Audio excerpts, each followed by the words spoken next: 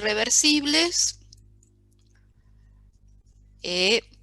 los reactivos se acababan, se transformaba todo en producto. En las reacciones reversibles, en el equilibrio, yo tenía tanto reactivos como productos, ¿sí? En algunos casos podré tener más producto que reactivo, en otros casos más reactivo que producto. Para que lleguemos al equilibrio, tenía que darse que la velocidad con que los reactivos se transforman en productos sea igual a la velocidad con que los productos se transforman en reactivos. Entonces, de la ecuación de velocidad, llegamos al concepto de constante de equilibrio, que era la concentración de los productos elevado al coeficiente estequiométrico sobre la de los reactivos, también elevados al coeficiente estequiométrico. Siempre hablando de concentraciones en el momento de equilibrio, es decir, acá. No cuando estamos al inicio o en cualquier instante, sino una vez no hay más cambios de concentración. Entonces, ahí teníamos las distintas condiciones. El valor de K me va a indicar qué pasa con ese equilibrio. Si K es muy grande, voy a tener mucho producto. Si K es muy pequeña, voy a tener poco producto, o sea, mucho reactivo. Y si K es aproximadamente 1 o están en el mismo orden de magnitud productos y reactivos, bueno, tengo concentraciones semejantes. Acá lo importante era recordar que sólidos puros y líquidos no entran en la expresión de la constante de equilibrio porque tanto sólidos como líquidos tienen concentración constante. Aunque la cantidad por ahí se consuma o se forme sólido o líquido, la concentración no cambia. Entonces, como si es constante esa concentración, es como que estuviera metido acá adentro. Y si los equilibrios son como una suma de equilibrios, las constantes en vez de sumarse se multiplicaban. Si la reacción es la inversa, si yo planteara el equilibrio al revés para esta reacción escrita al revés, la constante sería 1 sobre la concentración de CO2. Siempre se escribe productos sobre reactivos. Para el caso de gases, podíamos hablar de Kp en vez de Kc, son equivalentes, porque conociendo una se conoce la otra. ¿Sí? Entonces, este delta N era simplemente la diferencia entre los coeficientes estequiométricos. Entonces, resumiendo, las concentraciones en mol por litro o en atmósferas, sólidos puros, líquidos puros y solventes no entran en la ecuación. Kp y Kc son adimensionales, aunque uno haciendo las cuentas por ahí le quede alguna unidad, mol, litro, atmósfera, etc. Por convención se pone solo el numerito. Hay que poner la ecuación balanceada y la temperatura. Y bueno, si tengo varias reacciones, la constante global es el producto de las constantes. Habíamos visto un ejemplo, cómo se calculaba una concentración de equilibrio. Es decir, tenía que poner lo que serían mis concentraciones de equilibrio, es decir, la inicial menos lo que reaccionó, inicial menos lo que reaccionó, inicial, 0 en este caso, más lo que se formó, y reemplazando en la constante, podíamos despejar esa X y a partir de ahí calcular las concentraciones de equilibrio. Entonces, bueno, vemos que en vez de haber obtenido un mol como deberíamos haber obtenido para estas concentraciones iniciales de reactivo, obtenemos menos porque parte del producto volvió a descomponerse y formar reactivo. ¿Sí?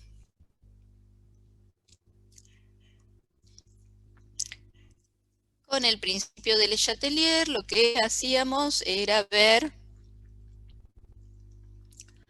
los distintos factores que podían perturbar el equilibrio. Obviamente, si yo aumentaba en un sistema que ya estaba en equilibrio, si yo le agregaba más reactivo, obviamente se formaba más producto. Si estando en equilibrio le agrego más producto, la reacción vuelve a formar más reactivo hasta volver al valor de K, porque K, como no cambié la temperatura, no se modifica. Para saber si mi sistema estaba o no en equilibrio, planteaba este cociente de reacción que tenía la misma expresión de la constante de equilibrio, pero con concentraciones iniciales o concentraciones en cualquier instante. Y bueno, obviamente si este cociente era igual a la constante de equilibrio, el sistema está en equilibrio. Si este cociente es menor que la constante de equilibrio, significa que tiene que crecer, tiene que aumentar. Para aumentar, tiene que formar más producto. Y si el cociente era mayor que la constante de equilibrio, significa que tiene que hacerse más pequeño para llegar al equilibrio. Por lo tanto, parte de los productos reaccionan transformándose en reactivos. Para presión y volumen afectaba a gases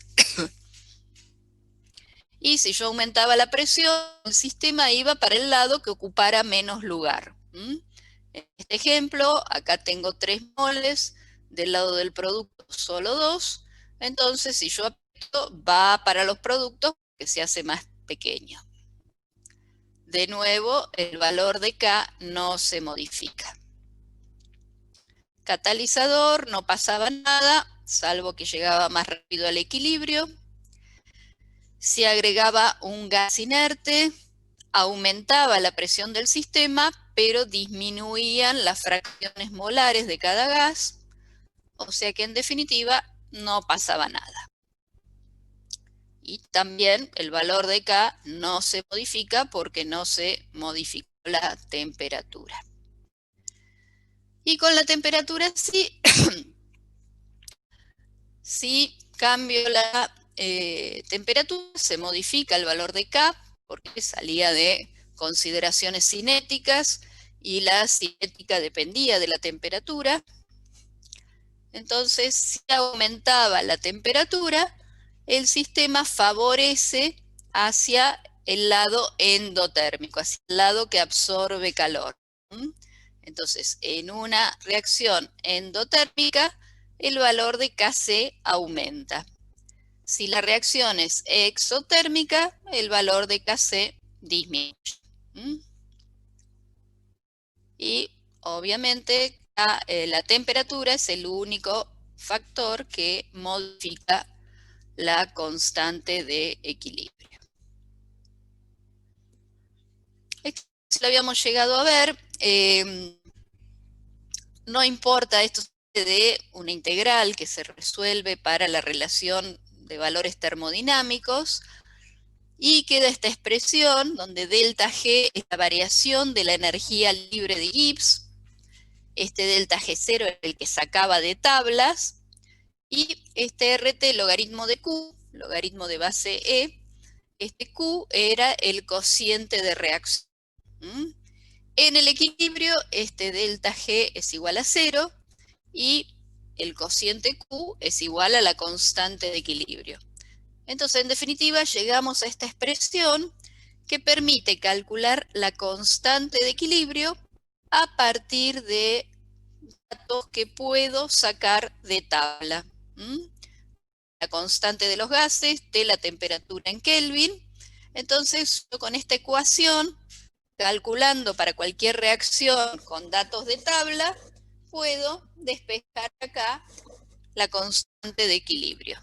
Y lo que habíamos visto antes, que si esa constante es muy grande, se favorecen los productos. Si la constante es muy pequeña, predominan los reactivos. Creo que hasta acá habíamos llegado porque creo que nos quedaba ver la parte de ácido-base. ¿Dudas, preguntas de lo que vimos hasta acá? ¿O seguimos avanzando? Bueno, entonces vamos a ver dos tipos de equilibrios. Uno es el equilibrio ácido-base y otro es el equilibrio de precipitación. Acá, bueno, ácido es toda sustancia capaz de donar protones, el H+, es decir, en los ácidos siempre aparecen los hidrógenos, o recibir electrones. Y base es toda sustancia capaz de recibir protones que donó el ácido o donar electrones.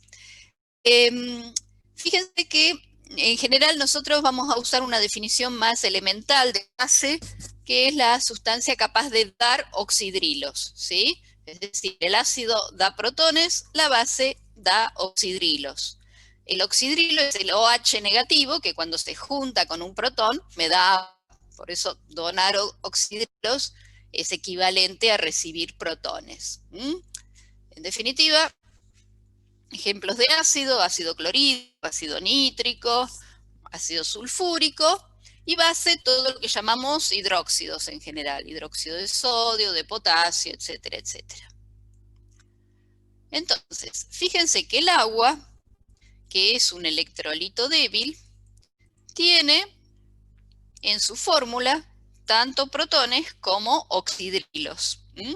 O sea que el agua podría comportarse como una base cuando está frente a ácidos y comportarse como un ácido cuando está frente a una base. Obviamente, si tengo el agua solita, tengo la misma cantidad de protones que de oxidrilos, por eso el agua es neutra, no es ni ácida ni básica.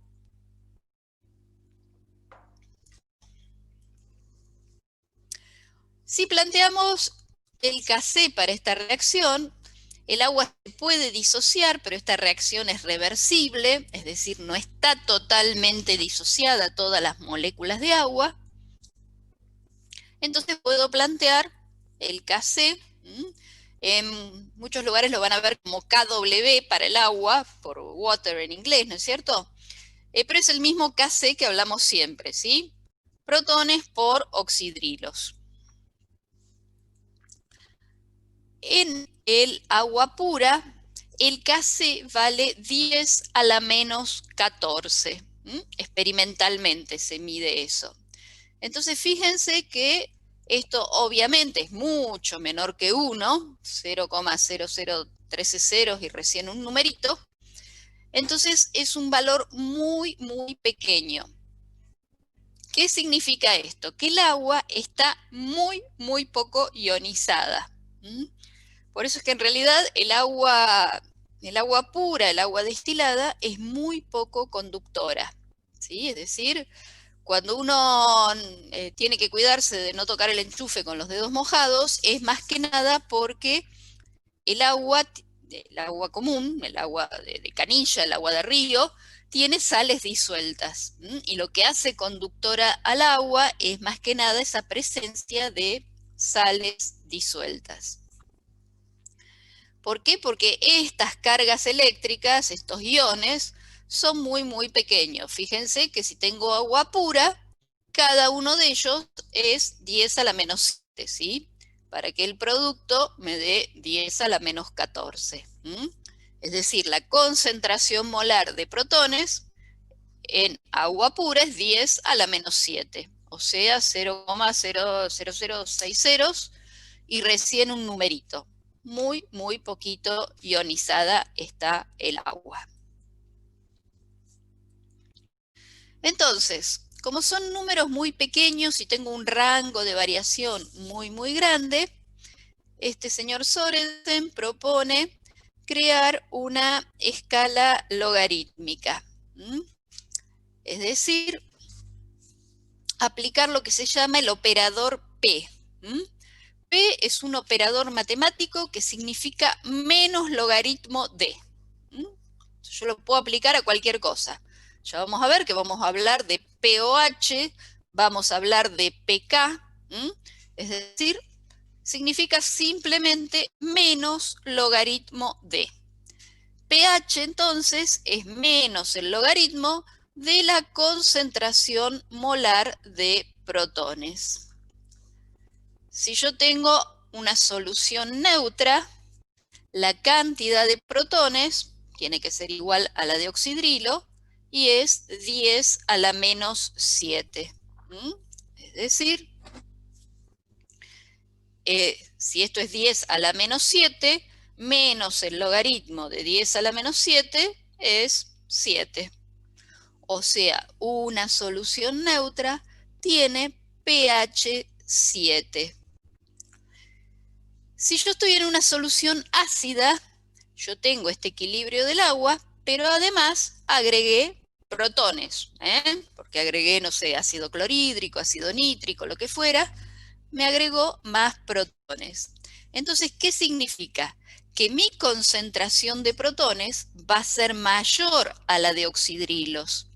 Entonces, la concentración de protones tiene que ser mayor a 10 a la menos 7, porque como siempre el producto de ambos me tiene que dar 10 a la menos 14.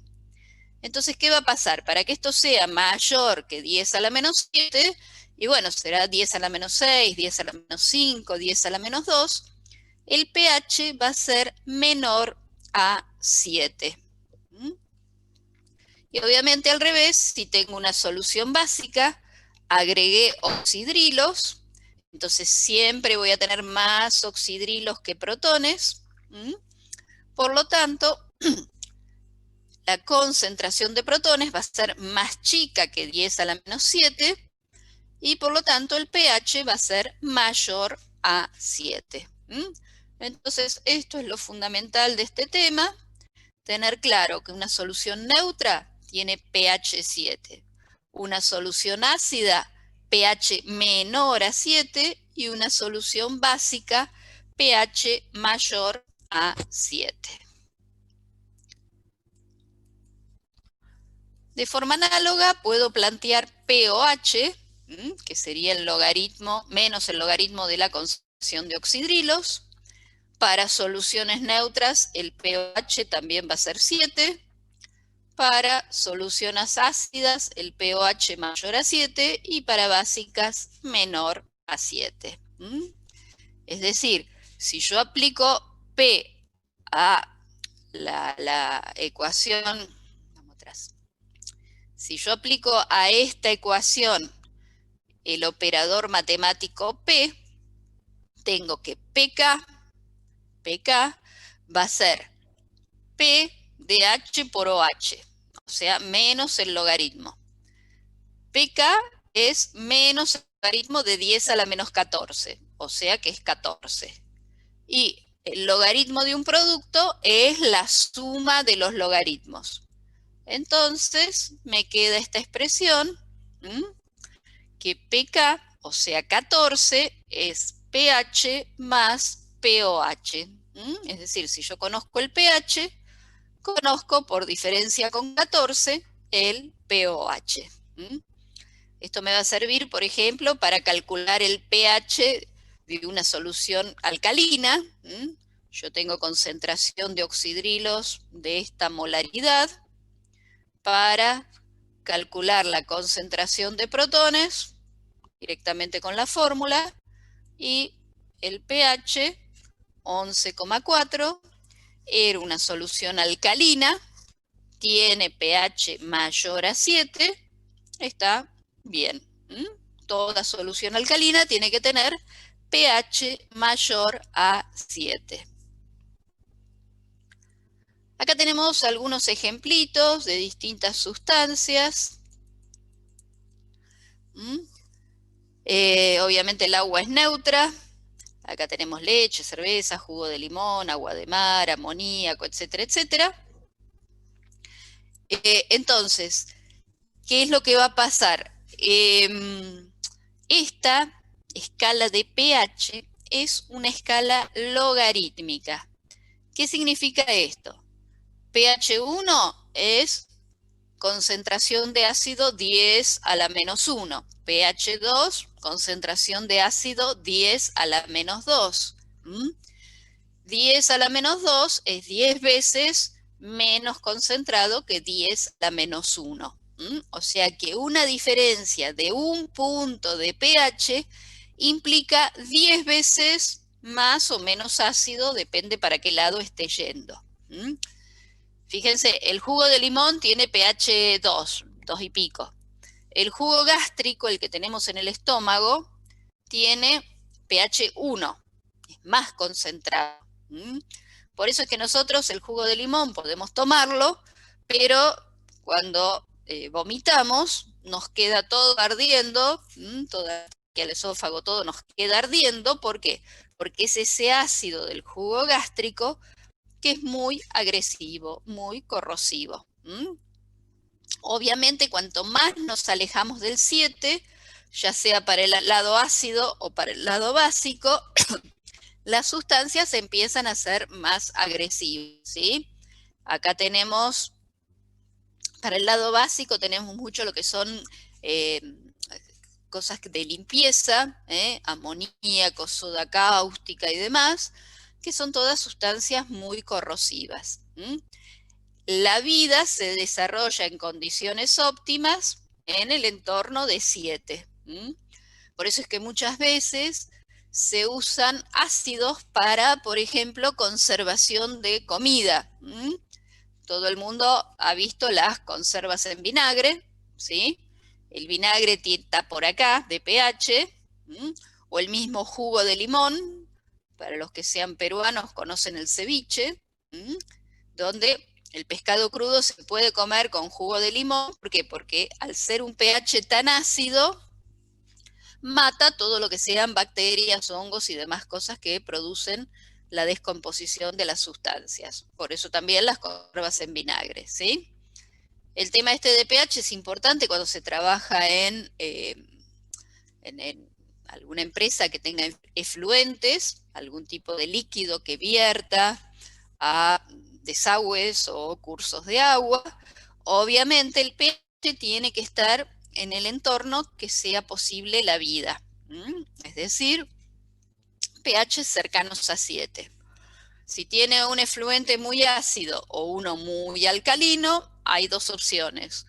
O neutraliza, si es muy ácido lo neutraliza con una base, si es muy básico lo neutraliza con un ácido, o diluir. Cuando uno diluye, baja la concentración, o sea, tiene la misma cantidad de moles de protones, pero ahora en más volumen de agua o de solvente. Entonces, otra forma de llegar a pH más cercanos al 7 es diluyendo.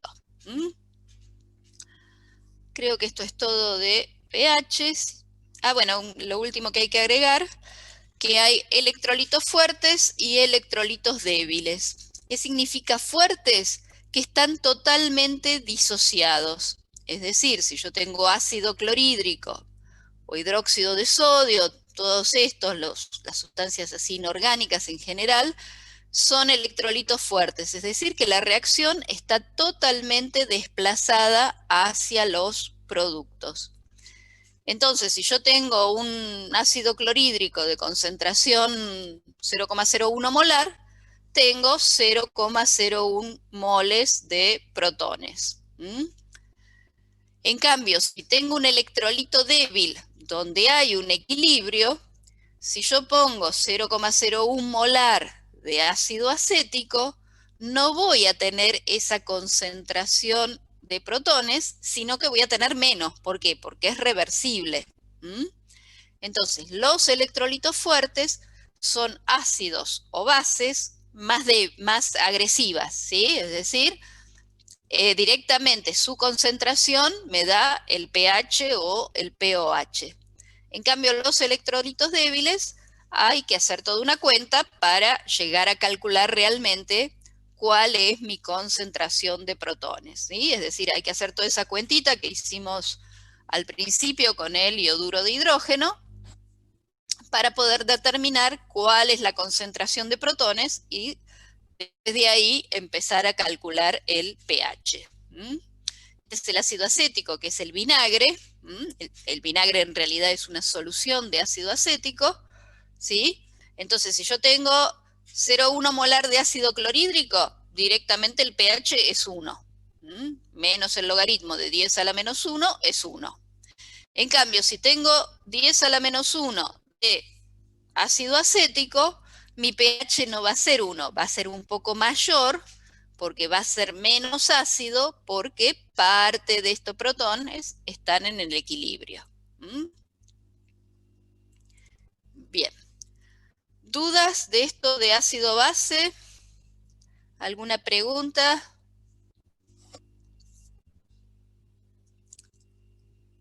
¿No hay dudas? Bueno, seguimos. Bueno, seguimos entonces. Lo último que nos queda de equilibrio es lo que se serían reacciones de precipitación. Esto está relacionado con lo que habíamos visto, ¿se acuerdan? En soluciones, ¿sí? Yo tengo una solución diluida, le voy agregando más soluto, agrego más, se disuelve, agrego más, se disuelve, llega un momento en que esa solución se satura. Si yo sigo agregando más, el soluto se me va al fondo, me precipita. Esto es lo que nos referimos con reacciones de precipitación. Entonces, una vez que mi soluto precipitó, yo tengo un equilibrio entre lo que está precipitado en el fondo y la solución que está arriba, que ya está saturada. Porque si no estuviera saturada, se me seguiría disolviendo lo que está en el fondo. Cuando ya no se puede disolver más, tengo todo el resto en el fondo. En general, la fase sólida es una sustancia poco soluble, normalmente una sal, algunos óxidos también. La fase líquida contiene los iones producidos por la disociación de la sal.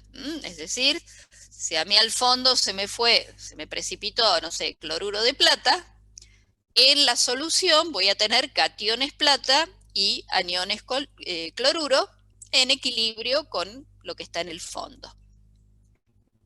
Y generalmente, como siempre, si no se dice otra cosa, el disolvente es agua. Entonces, para este tipo de reacciones, una sustancia de tipo AB, imaginemos, no sé, cloruro de sodio, cloruro de plata. En general el cloruro de sodio es bastante soluble, así que necesito mucho para que me precipite. Pero, por ejemplo, el cloruro de plata es poco soluble, entonces enseguidita se me va al fondo. Entonces, tengo acá el sólido que está en el fondo en equilibrio con los iones que están disueltos arriba en la solución saturada.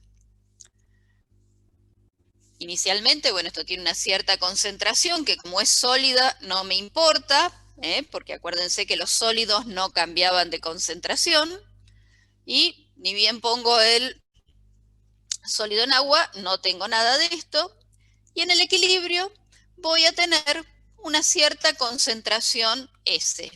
Esta S es la misma que antes llamábamos X. Cuando hicimos el problemita del yoduro de hidrógeno, habíamos puesto una X para despejar todo en función de X. Bueno, cuando estamos hablando de solubilidad, en vez de llamarlo X, lo llamamos S, solubilidad. Porque es justamente la solubilidad, es decir, lo máximo que se puede solubilizar porque estamos en la solución saturada. La constante de equilibrio, que es la misma Kc que hablábamos siempre, solo que acá, como hablábamos de solubilidad, le ponemos el subíndice Kps, constante del producto de solubilidad, pero tiene todas las mismas características de las K, la Kc que hablábamos antes. ¿Sí? Entonces, fíjense, para este caso, el K, ¿a qué va a ser igual? A la concentración de este por la concentración del catión por la concentración del anión, que son iguales. En el caso del sólido, como es un sólido, la concentración no entra en la expresión de la constante porque esta concentración se mantiene constante. Entonces, si yo conozco el KPS, puedo calcular la solubilidad, y si puedo calcular la solubilidad, puedo calcular el KPS. Ay, perdón. ¿Sí? La relación entre KPS y solubilidad va a depender de la fórmula de mi sal original. Acá porque la relación es 1 a 1, la formulita es AB. Si fuese una fórmula de tipo A sub 2B, cuando se disocia, acá voy a tener 2 cationes por cada anión. Entonces, planteando lo mismo, ¿se acuerdan como en el otro me aparecía el 2X? Acá me aparece el 2S. Entonces, planteo la relación, que en vez de ser S cuadrado, ahora es 4S cubo. Pero bueno, como siempre, si yo conozco el KPS, puedo conocer la solubilidad.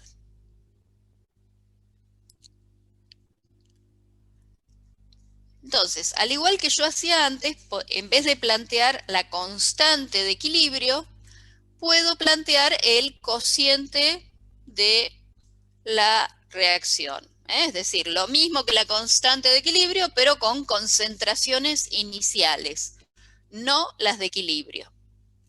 Entonces, si este cociente es igual al KPS, la solución está saturada. Llegó justo a las condiciones de saturación. Si este cociente es menor que el KPS, la solución no está saturada, es decir, todo lo que yo puse se disolvió. Y si este cociente es mayor que el KPS, tengo solución por encima de la saturación, es decir, me va a precipitar todo lo que tenga por encima de estas concentraciones. Es decir, con estas concentraciones tengo la saturación y cualquier cosa que esté por encima de esto se me va al fondo. Entonces, este KPS me permite predecir si cuando yo preparo una solución voy a estar en una solución diluida, voy a estar en una solución saturada, o voy a estar en una solución donde se me fue al fondo parte del soluto.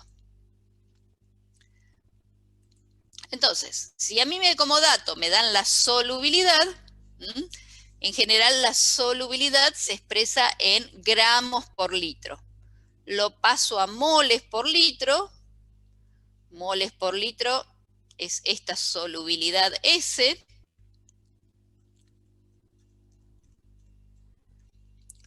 Con eso calculo la concentración de anión y catión y con eso el KPS. Y al revés, si tengo el KPS, calculo concentraciones de aniones y cationes, con eso la solubilidad y con eso la solubilidad molar y con eso la solubilidad llevándolo a gramos por litro. Creo que con esto sí, con esto terminamos. ¿Dudas, preguntitas antes que salga de la pantalla?